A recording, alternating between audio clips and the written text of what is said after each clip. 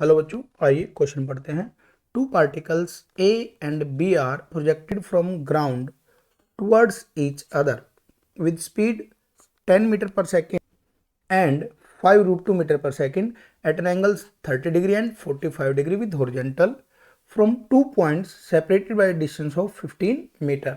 Will they collide और not. हमें बताना है कि दोनों पार्टिकल कोलाइड करेंगे या नहीं। ठीक है, तो देखें, सबसे पहले कंडीशन है कोलिजन की। तो पहली कंडीशन है कोलिजन की, कंडीशन ऑफ कोलिजन।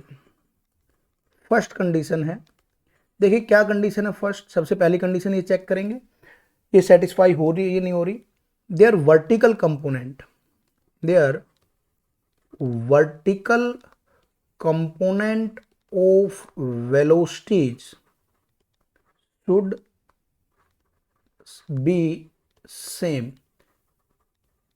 दोनों के वर्टिकल कंपोनेंट सेम होंगे या नहीं होंगे, ये हमें कंडीशन चेक करनी है। तो सबसे पहले देखें, इसका वर्टिकल कंपोनेंट देख लेते हैं।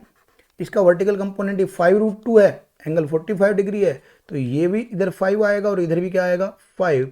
दैट इज इसका VB का वर्टिकल कंपोनेंट या पार्टिकल का वर्टिकल कंपोनेंट, बी वाले का वर्टिकल कंपोनेंट मान लिया मैंने 5, VBY मान लिया, तो ये कितना आ गया 5।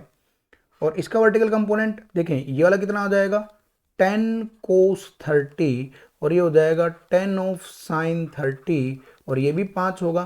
तो इसका मतलब अगर VAY VBY के इक्वल है तो पहली कंडीशन तो सेटिस्फाई हो रही है। तो पहली कंडीशन सेटिस्फाई हो रही है। तो देखें, अब दूसरी कंडीशन देखते हैं। दूसरी कंडीशन को ये देखना है कि अगर एक्स एक्सिस में देखें जरा, अब ये पार्टिकल सपोज यहाँ जाके गिर रहा है, ये पार्टिकल सपोज यहाँ जाके गिर रहा है, तो दोनों को कोलिजन के लिए तो पहले की रेंज प्लस दूसरे की range, that is condition 2। Condition 2 क्या कह रही है कोलिजन के लिए? तो R1 प्लस R2 should be greater than equal to D। D इन दोनों के बीच की डिस्टेंस है, तो वो या तो इन दोनों की रेंज बड़ी होगी या इक्वल टू D होगी, तब कोलिजन होगा। तो देख लेते हैं दोनों की रेंज क्या है। तो पहले की रेंज आएगी R1 is equal to U1 square sine of 2 theta by G। तो जब सोल्व करेंगे U1 स्क्वायर, दैट इज ये U1 है 10, तो 10 square 100 into sine 2 theta sine of 60 upon 10। जब इसको सोल्व करेंगे साइन 60 डिग्री की वैल्यू पुट करेंगे तो ये आएगा अप्रोक्सीमेटली 8.66 मीटर।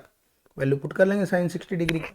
तो R2 भी सोल्व कर लेंगे, R2 इसकी रेंज होगी, दैट इज ये R2 है और ये R1 है।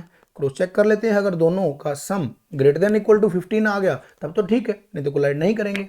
तो R2 क्या होगा, U2 का square sine of twice of theta, ये θ1 θ2 ले सकते हैं, इनको अलग अलग एंगल्स दिए गए हैं, अपॉन G।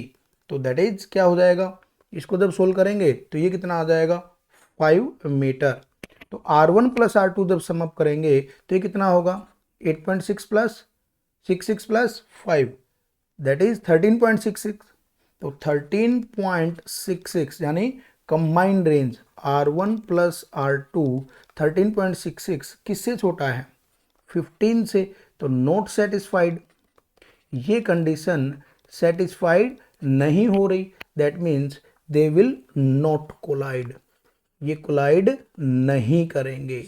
तो ये हमारा इस पार्ट का आंसर होगा। देखें, हमें दोनों कंडीशन जज करनी है। तो पहली कंडीशन से लग रहा था कि कोलिजन होगा, लेकिन आपको सेकंड केस भी चेक करना पड़ेगा कोलिजन होने के लिए। All the best.